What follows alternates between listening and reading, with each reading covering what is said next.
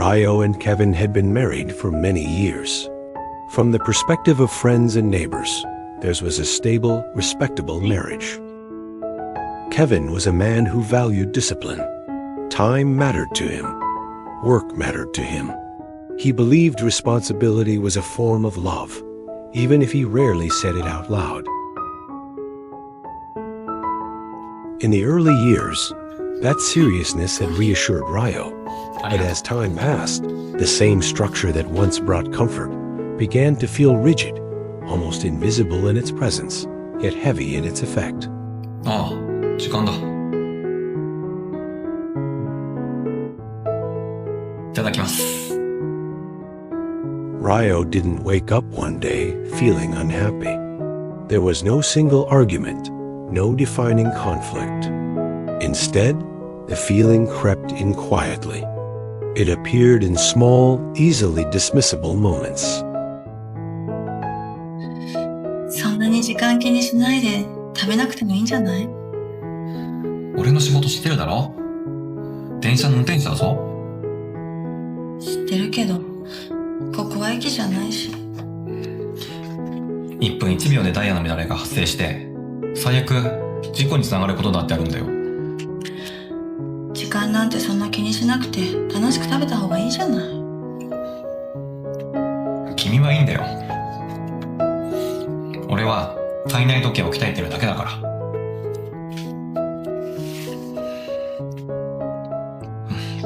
時間通りだ。Breakfasts became rushed.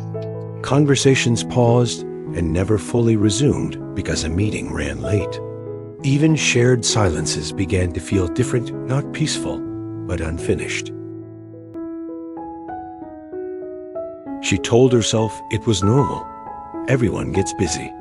Everyone grows tired. Kevin wasn't unkind. He wasn't distant on purpose. And because of that, Ryo found it hard to explain what she was feeling, even to herself. There was no obvious problem to point to, no clear reason to complain. Still, something inside her felt unresolved. Ryo noticed that her thoughts lingered longer than before.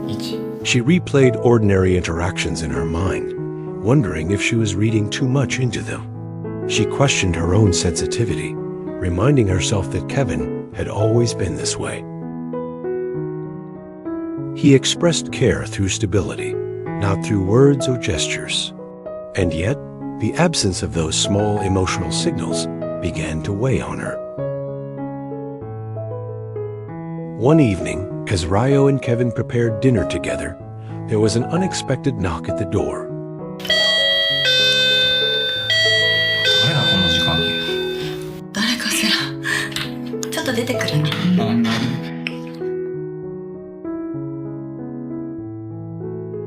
はーい。どちら様ですか？ようだかや。久しぶりだな。It was Ryuji, Kevin's older brother. His visit wasn't planned, and while Ryo had nothing against him, they were never particularly close. Their personalities simply moved at different speeds. Ryo welcomed him politely, masking her surprise with practiced ease. Kevin seemed pleased to see his brother, and soon the three of them sat down to eat. The meal itself was calm. There were no tense exchanges, no raised voices. Still, the atmosphere felt heavier than usual, as if each person was carrying unspoken thoughts to the table. Ryo observed quietly. She noticed how Kevin and Ryuji spoke about work, schedules, and responsibilities. It wasn't unpleasant, just focused, efficient. The kind of conversation that left little room for reflection or emotion. She smiled when appropriate, nodded when needed, and kept her inner thoughts carefully tucked away.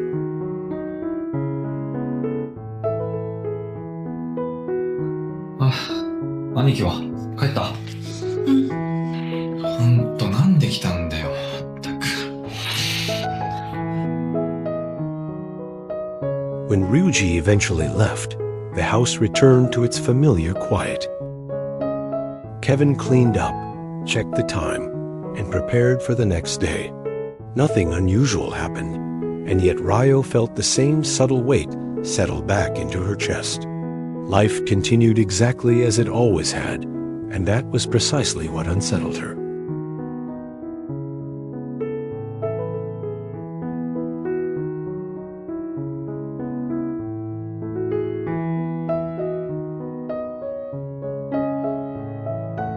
Over the following days, Ryo moved through her routine with care. She fulfilled her responsibilities, kept the household running, and supported Kevin in the way she always had. Nothing on the surface seemed out of place. Morning routines followed familiar patterns. Kevin left early, always punctual, always focused. Ryo watched him go with the same quiet wave she had given for years. Yet lately, that simple gesture felt heavier than it used to. It wasn't sadness exactly. It was more like an unanswered question lingering in the air after the door closed. Ryo kept herself busy. She organized the house, managed errands, and stayed attentive to the details that made daily life run smoothly. Still, during the quieter moments, her thoughts drifted back to the same place. What troubled her wasn't what Kevin did, but what he didn't notice. The pauses, the subtle shifts in her tone, the moments when she almost spoke, then chose silence instead. Ryo questioned whether those moments were even visible to anyone else, or whether they existed only inside her. She told herself not to overthink. She encouraged herself to focus on gratitude, to remember that many people longed for the kind of stability she already had. Kevin wasn't neglectful. He wasn't unkind. And because of that, her emotions felt difficult to justify, even to herself.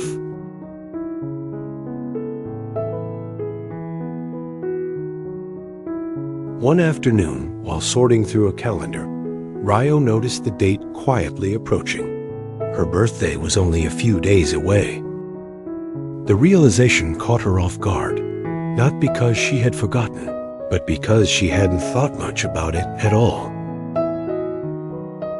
Ryo didn't expect anything special. She had learned to keep her expectations modest, believing that doing so protected her from disappointment. And she told herself that was fine. After all, life wasn't measured by single days. Still, the closer the date came, the more she noticed her emotions surfacing unexpectedly. She found herself wondering if Kevin remembered without being reminded. Not because she needed gifts or attention, but because being remembered felt like being seen. Meanwhile, Kevin moved through his days with the same focused rhythm. Ryo observed this and assumed it meant her quiet struggles were unnoticed. She didn't know that Kevin, in his own way, was thinking carefully about something he hadn't spoken aloud yet. Another evening passed with simple conversation and shared silence. Kevin mentioned an upcoming work commitment, and Ryo nodded, offering her support as she always did. There was no tension, no disagreement, just a calm that felt slightly incomplete, like a sentence that ended too soon. Ryo was in a pensive mood rather than a sad one. She stared at the ceiling for a moment, reflecting on how easily people can misread one another when they don't share what's inside. She considered speaking up, then decided to wait.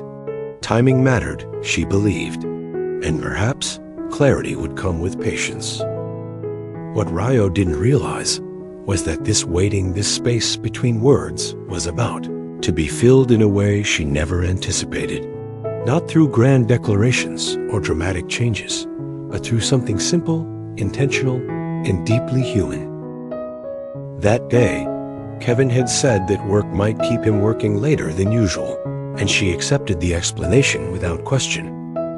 By the time the sky outside darkened, Ryo had reached a place of acceptance. She no longer expected anything out of the ordinary. In her mind, the day had already passed, folded neatly into memory like many before it. Then the front door opened. Kevin stepped inside, not rushed, not distracted. In his hands was a bouquet of fresh flowers, vibrant against the muted tones of the evening. For a brief moment, Ryo didn't react. Kevin smiled, a little reserved but genuine. He handed her the flowers and followed them with a small, thoughtfully wrapped gift. There were no dramatic words, no elaborate explanations, just a simple acknowledgement of the day and of her. Ryo felt something shift inside her. The weight she had been carrying for weeks loosened, replaced by a quiet warmth she hadn't realized she missed. It wasn't about the flowers or the gift themselves. It was the recognition, the intention. Before she could fully respond, there was another knock at the door. Ryuji stepped inside, holding a modest gift and wearing an easy, friendly expression. His presence surprised her almost as much as Kevin's gesture. He explained, without embellishment, that the two brothers had planned the evening together. They wanted to do something meaningful, even if it was simple. The realization settled gently. Kevin hadn't forgotten. He hadn't been indifferent. His way of expressing care simply didn't always align with what Ryo expected to see. And Ryuji, whom she had never been particularly close to, had played a role in making the moment complete. They shared dinner together, unhurried this time. Conversation flowed naturally, without pressure or formality. Ryo felt present in a way she hadn't in a long while. The house felt warmer, not because anything external had changed, but because understanding had quietly taken root. In that moment, Ryo saw her recent worries with new clarity.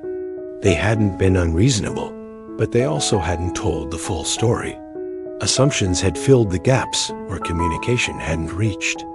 And kindness, when finally revealed, had a way of dissolving those assumptions without effort. Her birthday became memorable, not because of flowers or gifts, but because it reminded her of something essential. Connection is built through attention, patience, and the courage to speak with kindness. Love doesn't need to be perfect to be real. It only needs to be seen and allowed to be understood. In that realization, Ryo felt grateful, not just for Kevin or for the life they shared, but for the clarity that came when she least expected it. Sometimes the most meaningful celebrations are the ones that quietly change how we see everything that follows. If this story resonated with you, take a moment to reflect on the people who quietly support you every day. Don't forget to like the video, share it with someone who might need this message, and subscribe to the channel for more meaningful stories about life, relationships, and emotional growth. Thank you for watching, and we'll see you in the next story.